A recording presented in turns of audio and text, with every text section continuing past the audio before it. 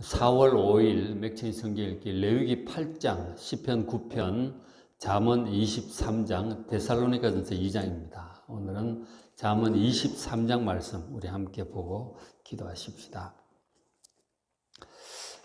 잠언 22장 그 끝부분에서 24장까지 23, 24까지 지혜자의 30교훈이라고 신학자들이 그렇게 이름을 붙였어요. 왜냐하면 저기는 이제 솔로몬의 지혜가 아니고, 솔로몬이 아니고 익명의, 누군지는 알지 못하지만 익명의 어떤 지혜자의 그 교훈 30개를 저 사이에서 얘기를 해주고 있어요. 그래서 23장은 중간이죠. 중간에 이제 6번째 교훈부터 18번째까지 13가지가 지금 이제 잠언 23장에 이제 있어요. 자, 먼저 이제 23장 1절부터 한 7절, 8절까지 있는 내용이 이제 하나를 얘기를 하고 있는데 23장 1절 보시면 내가 관원과 함께 앉아 음식을 먹게 될 때 조심해야 된다. 이런 얘기를 하고 있습니다. 저 관원이라고 하는 것은 이제 많은 중요한 정보를 알고 있는 사람이에요. 그죠? 많은 중요한 정보를 알고 있는 사람인데 그 사람이 나와 함께 식사를 하자 그런다는 거예요. 식사 대접을 하겠다는 거예요. 그래서 그 사람과 만나서 이런저런 이제 얘기를 하게 되겠죠.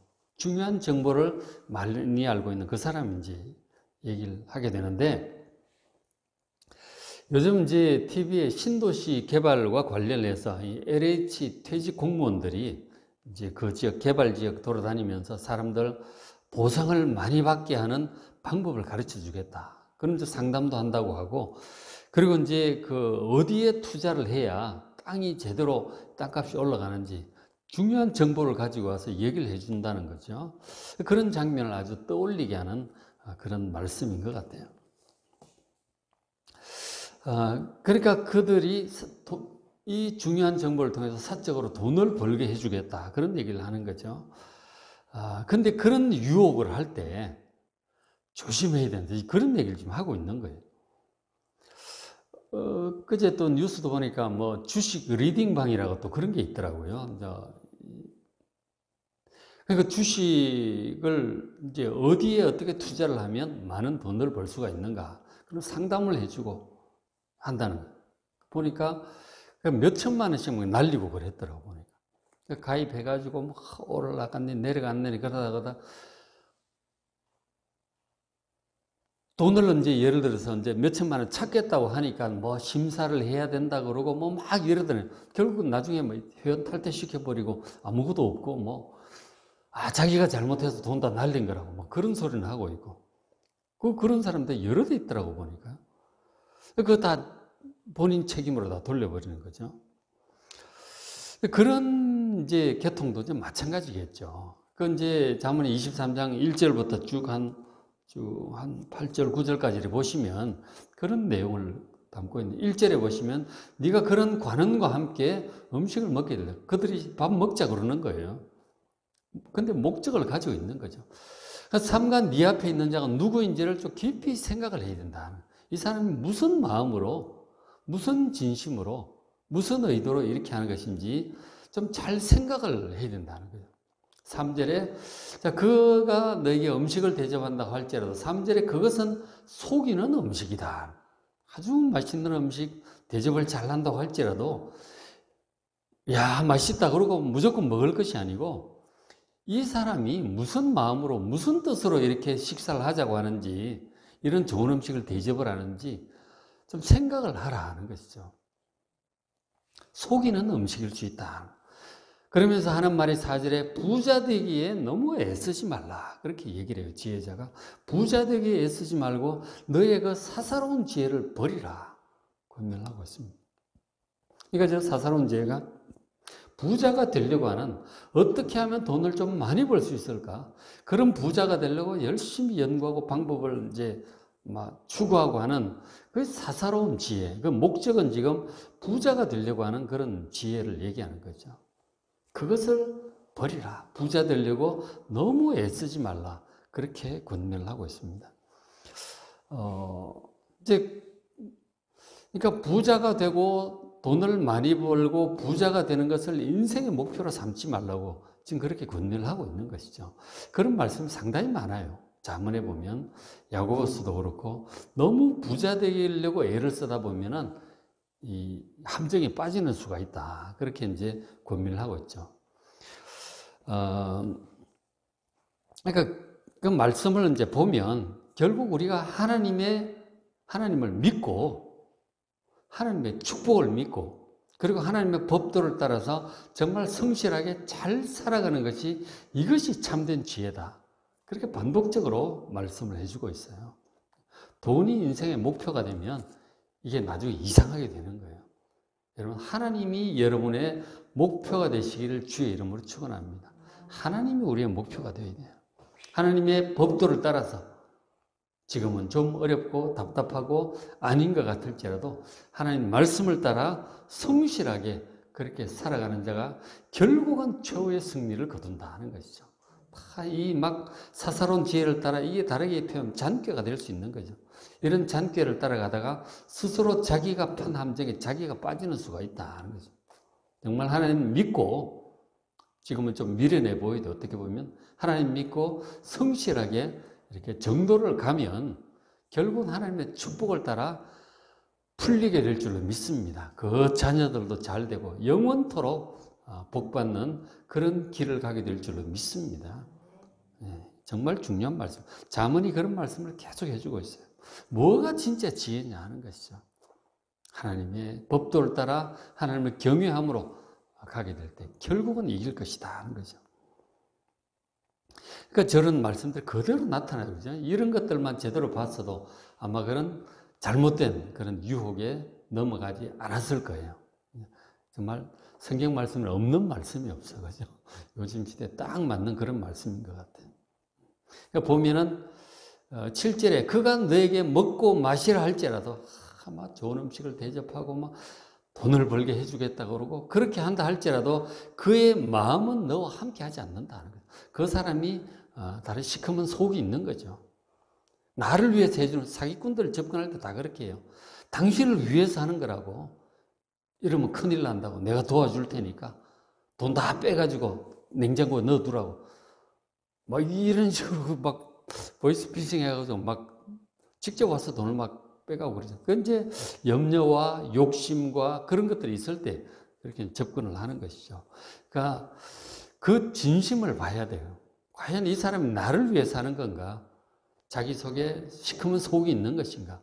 속이는 그 마음이 있는지 없는지를 살펴야 되는 거죠. 야, 그렇게 하면 참 좋겠다. 돈 많이 벌겠다. 그닥 이렇게 속아 넘어가지 마시고 그 중심을 잘 보셔야 된다 하는 거죠. 그 다음 또 이런 말씀을 권면을 해주고 있는데 23장 2절에 보시면 그 사이에 음식 얘기하면서 그러죠. 네가 만일 음식을 탐하는 자이거든 너희 목에 칼을 둘 것이다 이렇게 말씀을 해요. 음식 좋아하는 사람들 많죠. 우리가 음식 다 좋아하죠. 근데 음식을 너무 먹는 거 좋아하면 정말 이 시커먼 속을 가지고 대접하는 그 사람 분별을 못하는 거죠. 와 맛있겠다. 눈이 그냥 돌아가가지고 누가 무슨 의도로 주는 음식인지 잘 살피고 먹어야 되는 거예요. 아무거나 맛있겠다고 다 먹으면 안 되는 거죠. 목에 칼을 두고 어떤 것은 거절을 해야 될 것은 거절을 해야 되는 거예요. 받아서는 안 되는 거, 먹어서는 안 되는 거, 그 잘못 받아 먹고 그렇게 하면은 나중에 큰일 나는 수가 있어요. 그 중심을 살펴야 되는 것이죠. 칼을 둘 것이니라. 조심을 하라는 얘기도 하고 있고 20절에 보면은 그것과 관련해서 술을 즐겨하는 자들, 고기를 탐하는 자들, 그들과 사귀지 말라고 그래요. 있죠. 먹고 놀고 이런 거 좋아하는 사람도 있습니다. 물론 다 좋아하지만 우리가 이제 음식이라고 하는 것이 휴식과 힘을 얻고 건강을 위해서 먹잖아요. 근데 그게 아니고 먹는 것 자체가 인생의 목표가 되어 있는 사람이 있어요. 식도라고 어디에 맛있는 것이 있는가 돌아다니고 우리가 때때로 휴식을 위해서 그렇게 할 수는 있죠. 근데 막 그게 인생의 목표가 되어 있으면 또 그것을 위해서 돈이 또 많이 필요한 거예요. 근데 그렇게 되면은 곤란하다 하는 거예요. 그런 사람들 좀 있어요. 정말 먹는 거 좋아하고 마시는 거 좋아하고 고기를 탐하고 그렇게 하죠. 그런 자들과도 사귀게 되면 계속 이제 그런 거만 하게 되는 거예요. 어디에 뭐 맛있는 거 있다더라 가자. 늘 보면 그게 일이야. 그렇게 되면 안 된다. 그런 사람들과 사귀면 계속 그런 얘기만 하게 되고 계속 그런 데 쫓아다니게 되는 거지. 그렇게 되면 어떻게 되느냐? 어떻게 될까요? 21절에 술 취하고 음식을 탐하는 자는 결국 가난해질 뿐이다. 잠자기를 즐겨하는 자, 게으르고 먹고 마시고 취하니까 또 자고 술도 안 깨고 막 이러잖아요. 그런 자들은 결국 헤어진 옷을 입게 될 것이다. 점점 이제 일하는 것보다 먹고 노는 쪽으로 가니까 점점 이제 돈은 나가고 일은 점점 하기 싫어지고 일에 집중을 안 하는 거죠. 점점 가난해질 수밖에 없는 거죠. 그냥 결국은 가난해진다는 것이죠. 살만 찌고 가난해지는 것이죠. 그러니까 먹고 마시는 것을 인생의 목표로 삼아서는 안 돼요. 너무 거기서 낙을 얻으려고 하지 마시고 정말 우리의 인생의 목표를 그 낙을 하나님의 말씀을 따라서 선한 열매를 많이 남기는 그러한 인생을 사는 것을 목표로 하시길 바랍니다. 선한 열매, 하나님의 말씀을 따라 살아가는 거죠. 말씀을 늘 가까이 하다 보면 감동이 있죠. 어떻게 하길 원하시는가.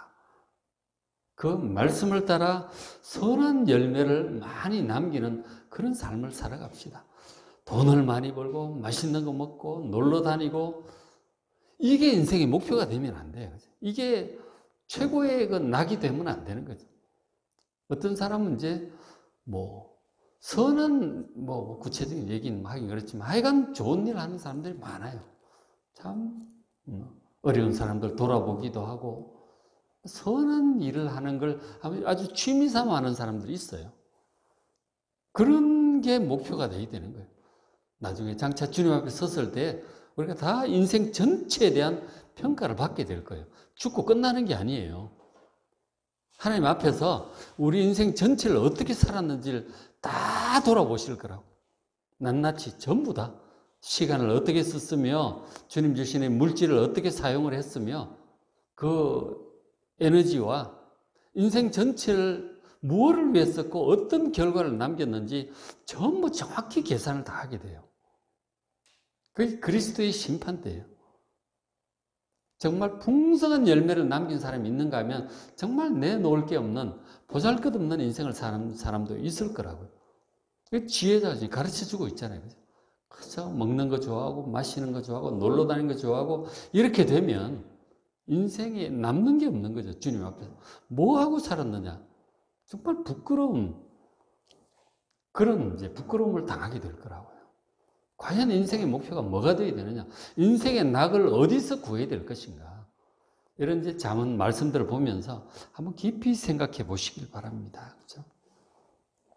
그 다음에 또 이런 말씀도 교훈을 해주고 23장 10절에 보면 옛 지게석을 옮기지 말며 고아들의 밭을 침범하지 말지어다 이런 교훈을 해요. 이 지게석이라고 하는 땅의 경계표죠. 그죠? 이건 누구 땅이고 그 지게석이라고 하죠. 그걸 꽂아놓은 그까지가 자기 땅이고 저쪽 넘어는 남의 땅이에요. 지금은 이제 등기 제도가 정확히 되어 있기 때문에 그럴 게 없죠. 근데 옛날에는 그런 거 없잖아요. 그 돌로 박아서 이제 네 땅, 내 땅 이렇게 표시를 하는데 특히 이제 연약한 자들이 있죠. 고아들이라든가 과부들 이런 하여간 이 외국인 나그네들 그런 연약하고 힘없는 사람, 도와줄 힘이 없는 사람 슬쩍 밤에 가지고 땅 지게서 뽑아가지고 그 자기 땅에 넓혀 놓는 거예요. 그리고 저쪽에 나중에 그 다음 항의하면 무슨 소리야 여기가 내 땅이야 그러고 막 큰 소리 치면 고아들은 항의를 못 하는 거예요. 그러니까 남의 땅을 뺏는 거죠. 그런 일들이 많이 있었던 거죠. 지금도 약한 자들의 것을 빼앗으려는 유혹이 있어요. 항의를 못 하는 거죠. 그냥 막 하는 거죠. 약한 자들의 것을 빼앗으려는 유혹이 있다는 거죠. 자, 그러나 지금 말씀하시기를 뭐라 그래? 11절에 대적 그들의 구속자는 강하시니 그가 너를 대적하여 그들의 원한을 풀어주실 것이다. 그 약한 자들의 배후에 하나님이 계신다는 사실을 지금 상기시켜주고 있어요. 우리가 딱 보기에 뭐 도와줄 사람이 없어서 그러니까 막 함부로 대하는데 그들의 배후에 하나님이 계신다는 사실을 잊지 말라.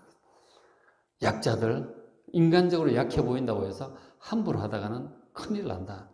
하나님께서 분명히 가만히 계시지 않습니다. 그 한 대로 그 이상 하나님께서 갚아주실 거라. 그러니까 약한 자들을 인간적인 관점으로 이렇게 얕보다가는 큰일 납니다. 하나님께서 결코 좌시하지 않습니다. 그러니까 약한 자들을 오히려 돕는 편에 서시기 바랍니다. 약한 자를 이 밟는 그들이 함께 힘을 합해가지고 그러면 큰일 난다. 하나님께서 절대로 가만히 있지 않습니다. 하나님 두려운 줄 안다면 오히려 약자를 돕는 편에 서시길 바라요. 그게 지혜자다. 그죠? 그 다음에 또 이런 말씀도 있어요. 23장 17절에 너희 마음으로 죄인의 형통을 부러워하지 말고 항상 여호와를 경외하라. 그렇게 권면해요. 이 죄인의 형통은 막 보면은 속이고 막 함부로 하고 이런데 막 일이 막 잘 되고 그런 사람들 있죠. 사업도 잘 되고 일도 잘 되고 막 척척 이렇게 되는 사람들이 있는 것 같아 보여요. 좀 하나님을 전혀 경외하지도 않고 진짜 사사로운 꾀를 쓰면서 막 속이고 막 이렇게 하는데 일이 막 잘 풀리는 것 같아요. 그런 거 부러워하지 말라는 거예요.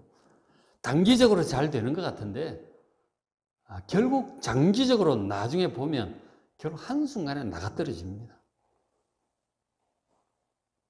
하나님을 여러분 이 공의롭게 심판하신 하나님 두려워할 줄 아셔야 돼요. 그러잖아요.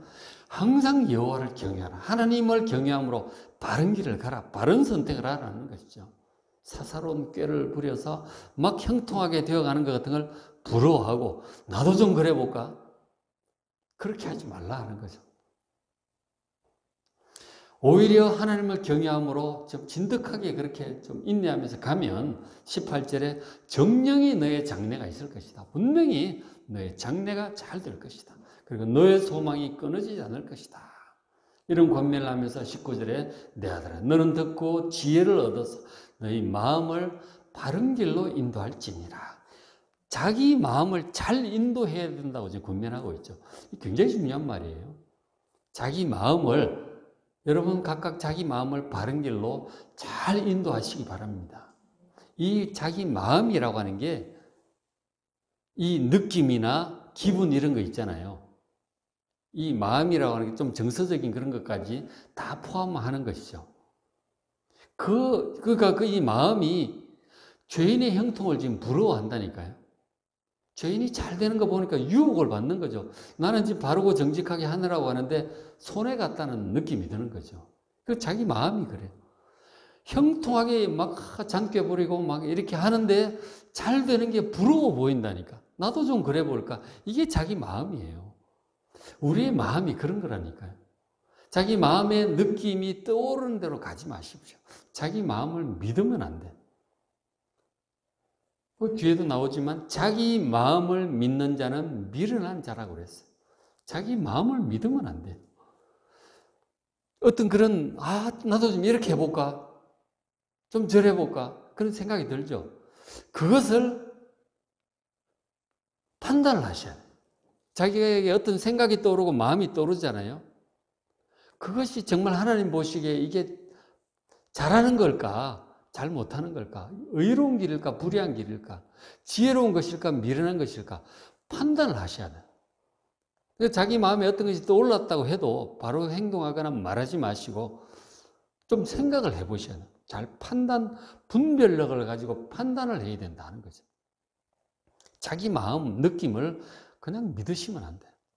떠오른 대로 얘기를 하면 안 되고 그 생각난 대로 바로바로 그냥 막 하면 안 돼요.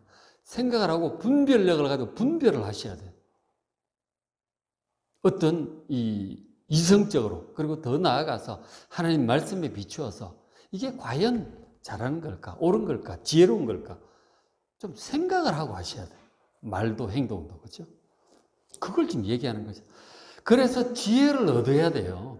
지혜를 얻어서 너의 마음을 스스로 바른 길로 했는데 누가 해주는 게 아니에요. 자기가 해야 되는 거예요. 분별력을 가지고. 자기 마음을 잘 바른 길로 인도할 수 있도록 지혜를 얻으시길 바랍니다. 이런 지혜자의 말을 들어야 되는 것이죠. 하나님 말씀을 들어야 된다는 것이죠. 자기 마음을 지혜를 얻어서 잘 바른 길로 인도하시길 바랍니다. 그리고 이제 23장 끝부분에 술에 대해서 교훈을 하고 있어요. 23장 29절에 그러니까 우리가 술에 대해서 얘기를 하는데 그 신약의 디모데 전서인가 보면 그런 말이 있는데 네 속이 비위가 좋지 않으니 포도주를 조금씩 써라 그런 말씀도 있고 술이 이제 약이 될 수 있어요. 그죠?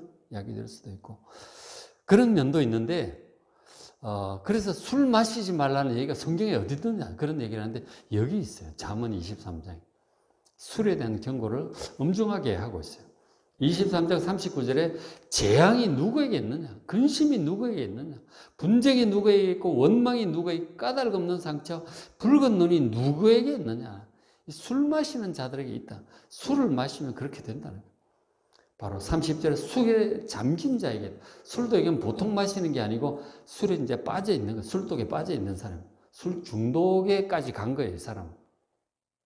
그래서 술에 빠지면 결국 재앙이 오고 근심도 오고 분쟁, 술 마시면 사람이 자꾸 싸우려고 덤벼들잖아요. 분쟁이 있고 원망하고 누구누구 원망하고 다 자기 탓을 해야죠. 남 원망하는 사람은 별로 이렇게 좋은 게 아니에요. 남을 원망할 게 아니고 항상 관용하고 자기 자신에 대해서는 좀 엄격하고 이게 하는 거예요. 남 원망을 잘하는 사람은 그다지 좋은 사람이 아니에요.